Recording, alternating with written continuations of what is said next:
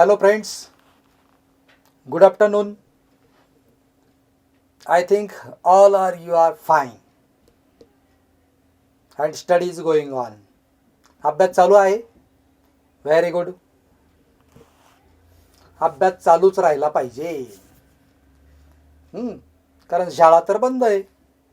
अभ्यास तर चालू राहिलाच पाहिजे. Okay. In our last lecture,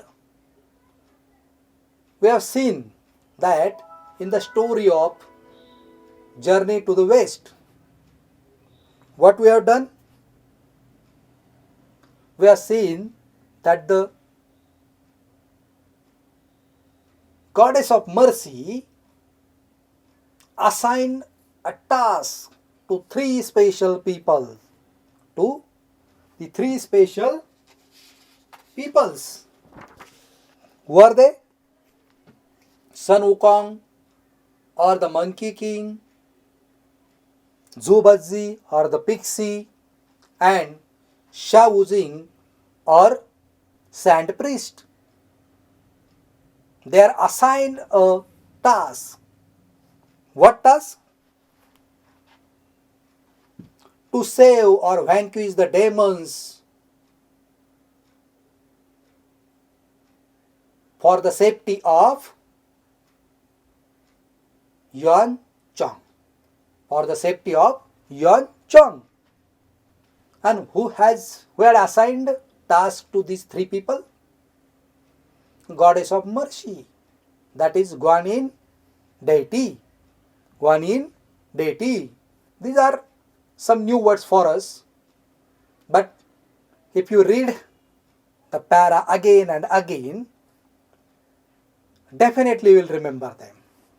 These characters, the three special characters who are assigned a task of safety of Yuan Chang, Sun Wukong, Zhu Bazzi, and Sha Wuzing. Okay, Sha Wuzing. Now we will see the next part. First of all, see some words from our last para. I will show you them. The first is gobble up. First is gobble up.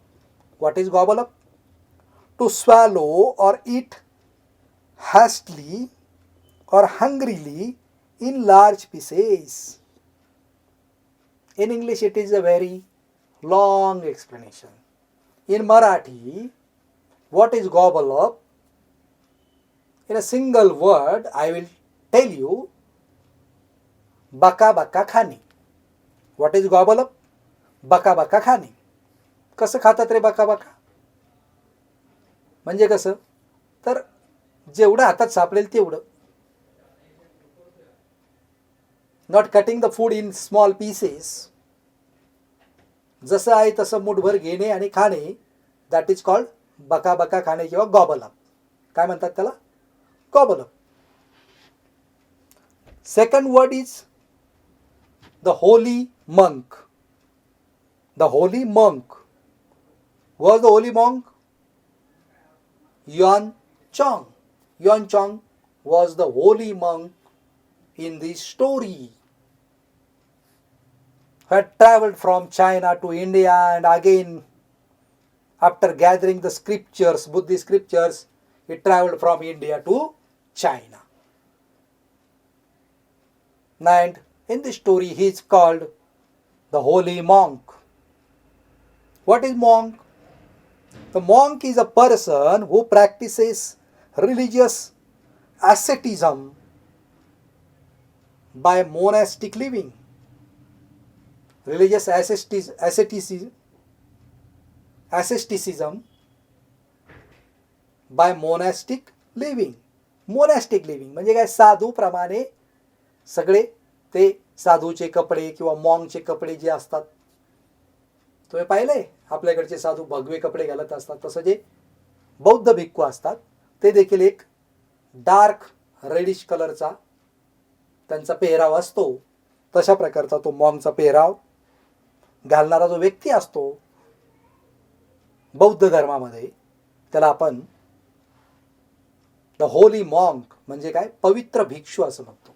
The holy monk either alone or with any number of other monks. एक तर हा भिक्षू एकटा असतो किंवा त्याच्याबरोबर अनेक भिक्षू त्या ठिकाणी असतात. The holy monk. Next word is, I already explain you, that is guanine deity. Guanyin deity, the goddess of mercy. In Buddhist religion, this goddess of mercy, that is Guanyin deity, is known with different names in different languages. In German language, Japanese language, it has a different name. In Mongolian, it has a different name. In Chinese, it has a different name. In Hong Kong, it has a different name. You can find all these names on Google. You can find them on Google. The different names of Guanyin deity, the goddess of mercy, from Buddhist religion. Okay? What is it? The Guanyin or Guanyin is an East Asian Bodhisattva associated with compassion and venerated by Mahayana Buddhists and followers of Chinese folk religions, also known as Goddess of Mercy. कोण आहे guanine deity? तर पूर्व आशियामध्ये जे बोधिसत्व आहे, बौद्ध धर्मातलं बोधिसत्व, त्याच्याबरोबर ही जी compassion आहे, करुणा, बुद्ध धर्मामध्ये जे काही काही तत्वज्ञान आहे ते दया, करुणा याच्याशी ते संबंधित आहे. तर कंपॅशन, करुणेशी संबंधित असणारं ईस्ट एशियन बोधिसत्व म्हणजे ग्वानिन डेटी. तसेच it is venerated by Mahayana Buddhist. जे महायज्ञ बौद्ध आहेत,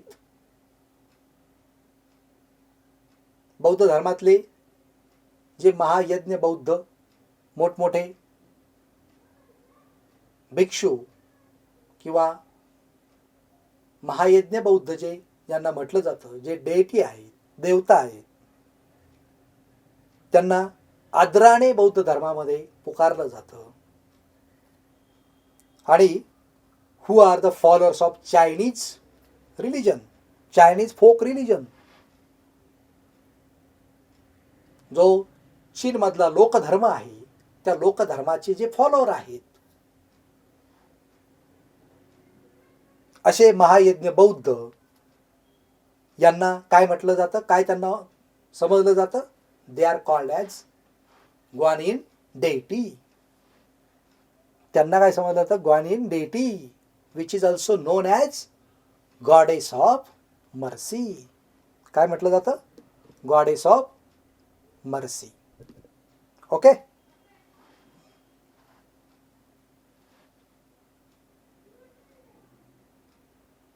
महायाना बौद्ध, महाज्ञान, महायज्ञ बौद्ध जे आहे हे काय आहे? तर हे it is a major school of Buddhist teaching, Buddhism teaching social concern and universal salvation. सामाजिक सद्भावना आणि वैश्विक सॅल्वेशन. म्हणजे काय? सॅल्वेशन म्हणजे काय रे? मोक्ष. सॅल्वेशन म्हणजे मोक्ष. हिंदू धर्मामध्ये देखील ही एक कॉन्सेप्ट आहे की ज्या वेळेला मनुष्य एक जन्म संपतो तेव्हा दुसरा जन्म घेतो, असा 84 लक्ष योनीतून त्याला प्रवास करावा लागतो, असं आपल्याकडं आपल्या धर्मामध्ये एक संकल्पना आहे. आणि जेव्हा मनुष्य जन्मच घेत नाही पुढचा, त्यावेळेला तो मोक्षप्राप्तीला जातो. That is called salvation. Universal salvation and social concern, these two concepts are related to the Mahayana Buddhist, that is महायज्ञ बौद्ध. आणि हे जे महायज्ञ बौद्ध आहेत, who are the followers of Chinese folk religions. Chinese folk religions म्हणजे चायनीज लोकधर्माशी रिलेटेड हे महायज्ञ बौद्ध आहेत. त्यांनाच गॉडेस ऑफ मर्सी म्हटलं जातं आणि तेच ग्वानिन डेटी म्हणून ओळखले जातात. ओके, तुम्ही नंतर ह्या सगळ्या गोष्टी शोधू शकता. ग्वानिन डेटी हा शब्द मी मुद्दाम तुम्हाला समजावून सांगितला, बिकॉज दिस ग्वानिन डेटी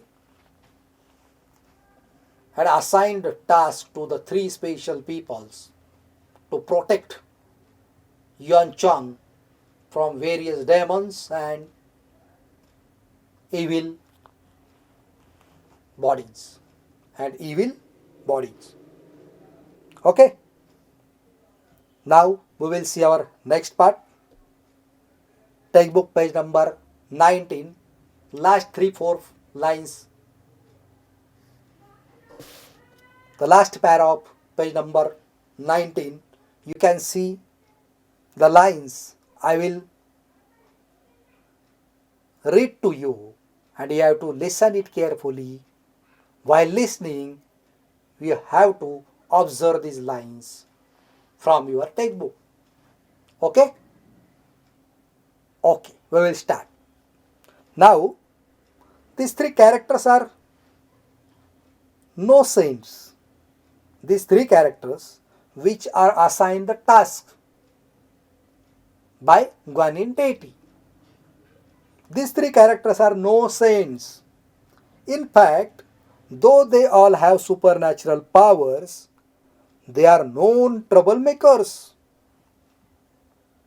हे जे तीन कॅरेक्टर वन चॉंगच्या सुरक्षिततेसाठी अनेक डेमॉन्स पासून त्याचं रक्षण करण्यासाठी ज्यांच्यावरती दयेच्या देवतेनं, goddess of mercy, that is Guanyin deity, Guanyin देवतेनं या ज्या तीन लोकांवरती जबाबदारी टाकली होती, युआन चॉंगची जी काय ट्रॅव्हलिंग होती, जो काय प्रवास होता, त्या प्रवासादरम्यान अडथळा आणणारे डेमॉन्स आणि इव्हिल बॉडीज, काय दुष्ट लोक होते, जे काय राक्षस होते, त्या सगळ्यांपासून रक्षण करण्यासाठी या तीन लोकांची ज्यांची निवड केली होती ते काय संत नव्हते. They are no saints. In fact खरं तर जरी they all have supernatural powers, they are known trouble makers, जरी त्यांच्याकडं दैवी शक्ती या तीनही कॅरेक्टरमध्ये होती, सन वुकॉंग, झुबत्झी आणि सँड प्रिस्ट, बरोबर,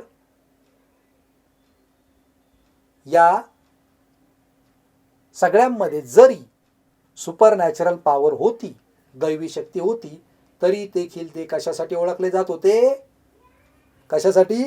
ट्रबल मेकर्स. काय होते ते? Trouble makers. उपद्रवी होते ते, जरी त्यांच्यामध्ये दैवी शक्ती होती तरी.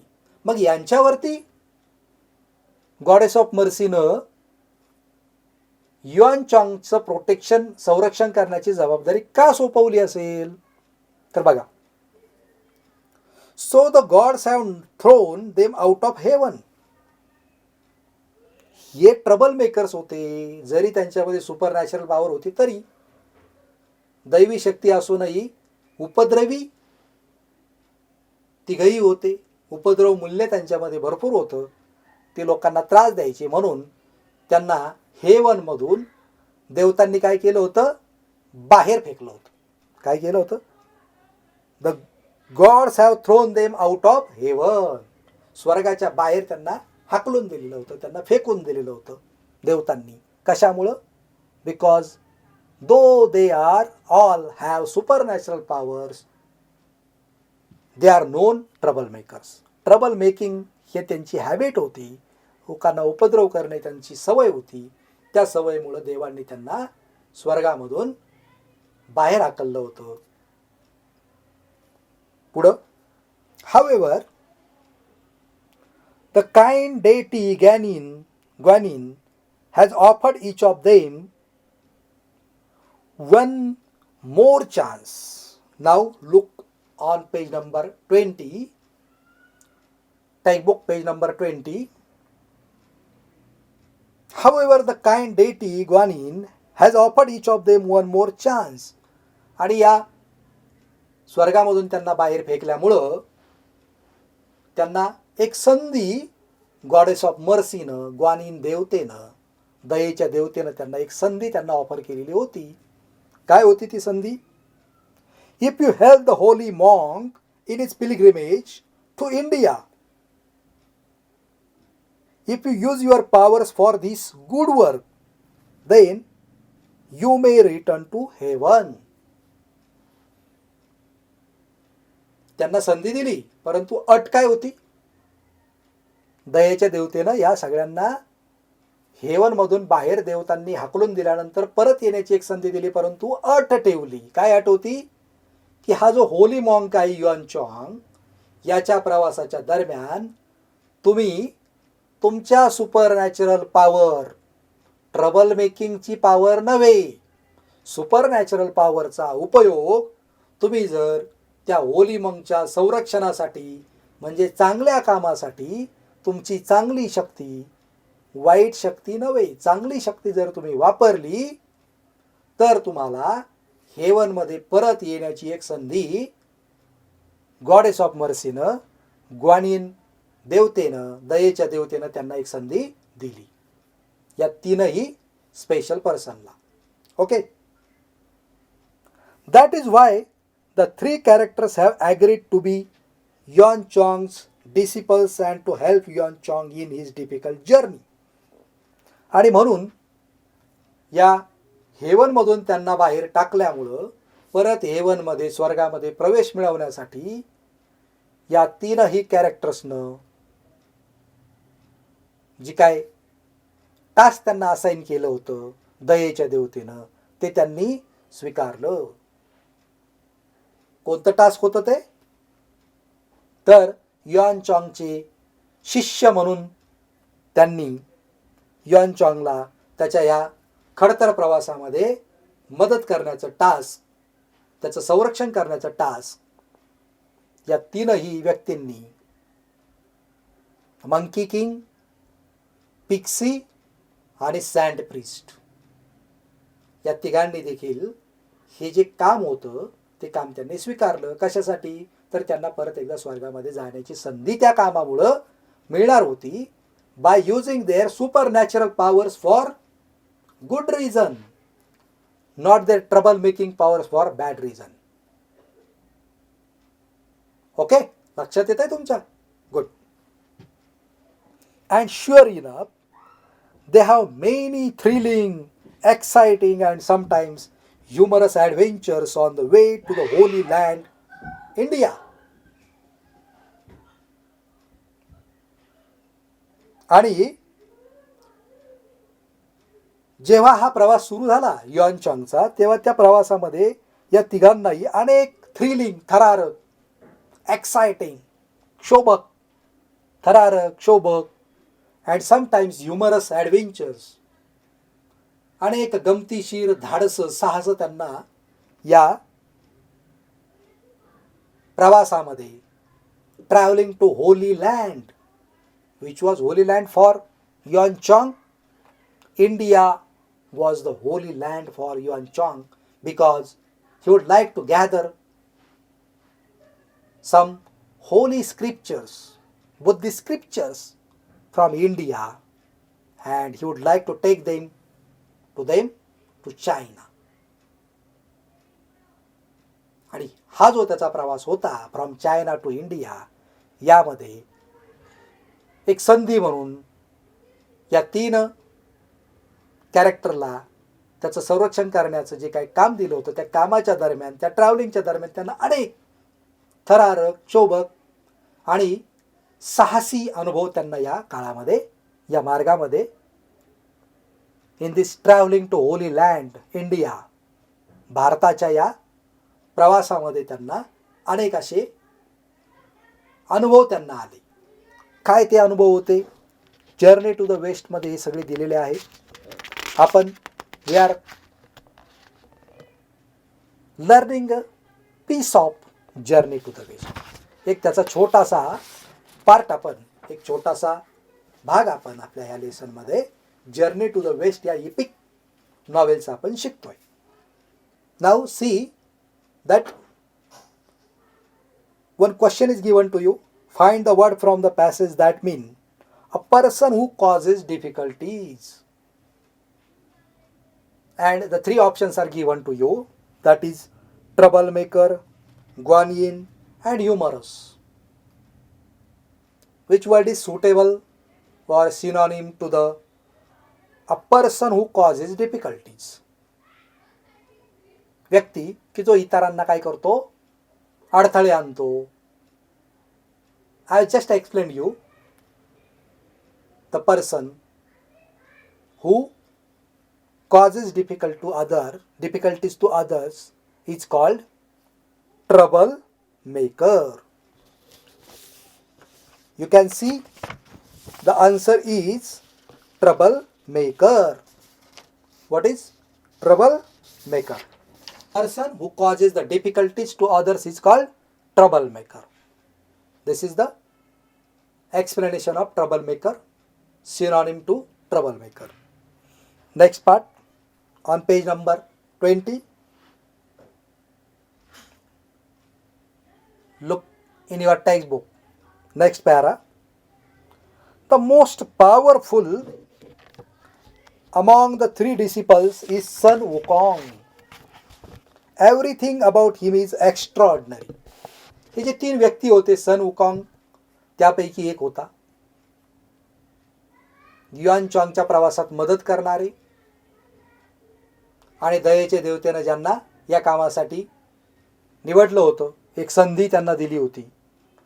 या तीन पैकी सन वुकॉंग जो होता, हा जो डिसिपल होता yuan चॉंगचा, he was the most powerful among the three.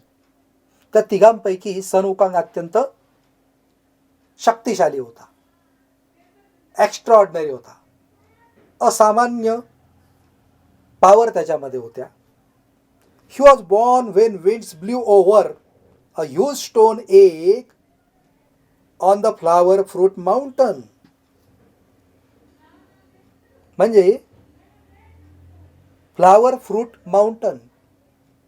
What is flower fruit mountain? पुष्प फूल पर्वतावरील एक दगडी अंड होतं. Now these are all folk tales in Chinese language. What are they? Just I have explained you earlier. These all are the folk tales in Chinese religion किंवा Chinese religious literature.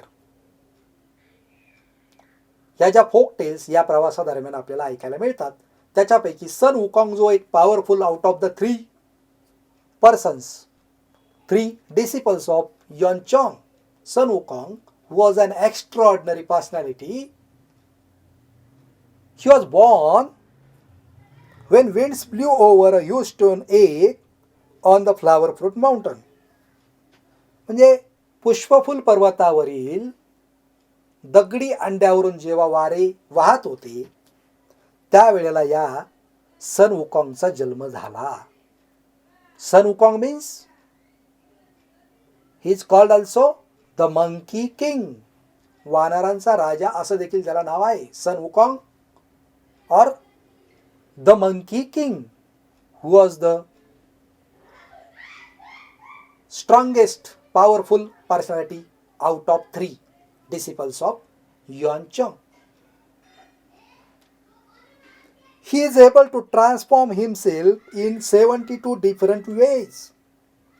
तो स्वतःला किंवा स्वतःमध्ये 72 प्रकारे वेगवेगळ्या कॅरेक्टरमध्ये, वेगवेगळ्या स्थितीमध्ये तो स्वतःला ट्रान्सफॉर्म करू शकत होता. It was his powerful or it was his power, supernatural power. 72 प्रकारे तो स्वतःला वेगवेगळ्या फॉर्ममध्ये, वेगवेगळ्या वस्तूमध्ये किंवा वेगवेगळ्या व्यक्तींमध्ये स्वतःला तो काय करू शकत होता, बदलवू शकत होता. किती प्रकारे? 72, 72 kind. Not only that, but he can also transform each of his hair strand into any living or non-living thing of his choice. एवढंच नव्हे तर तो त्याच्या प्रत्येक केस जो असायचा त्या प्रत्येक केसाचं रूपांतर तो कुठल्याही लिव्हिंग और नॉन लिव्हिंग म्हणजे सजीव किंवा निर्जीव कुठल्याही फॉर्ममध्ये तो त्याच्या प्रत्येक केसाचं रूपांतरण करू शकत होता. What a super natural power. कसली दैवी शक्ती त्याच्याकडे होती, जादुई पॉवर त्याच्याकडे होती. His as you wish gold banded causal is also magical. त्याच्याकडे एक सोन्याचा पट्टा असलेला इच्छाधारी सोटा होता. एक जशी गदा असते किंवा एका लाकडी दांडा असतो तसा तो सोटा, कज्जल. ओके. आणि तो कसा होता? It has a magical power. It was also magical. काय करायचं होतं त्या गोल्ड बँडेड कजलनं? आणि as you wish gold banded cudgel, इच्छाधारी, जी इच्छा व्यक्त केली जाईल तसं. काय करायचं तो? It can grow as big as a pillar supporting the sky, but at the other times it becomes as tiny as a needle. तो जो सोटा होता तो आकाशाला सुद्धा आधार देईल एवढा मोठा स्तंभ त्याच्यापासून सन वुकॉंग बनवायचा. त्या सोट्यापासून सोन्याचा पट्टा असलेला तो इच्छाधारी लाकडी दांडा किंवा तो सोटा, त्याचं रूपांतरण तो आकाशाला सुद्धा पिल्लर त्याचा तयार होईल. आकाशाला तो आधार देईल एवढा स्तंभ त्याचा बनवायचा आणि दुसऱ्या बाजूला सुई एवढाही त्याचा आकार तो बनवायचा. As tiny as needle and as big as the pillar supporting the sky. You can see that in this para there are two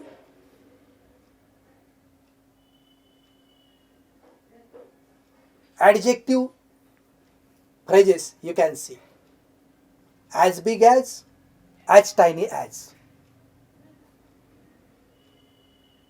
ती उपमा दिलेली एक. As big as what? The pillar supporting to the sky. And as tiny as a needle. Okay. We can also use this type of phrases in our daily communication, in our writings. अशा प्रकारचे शब्द जर आपण लक्षात ठेवले एखाद्या गोष्टीचं वर्णन करण्यासाठी, just like as soft as cotton, as white as snow. बर्फ किती पांढरा शुभ्र असतो. As white as snow. We can say that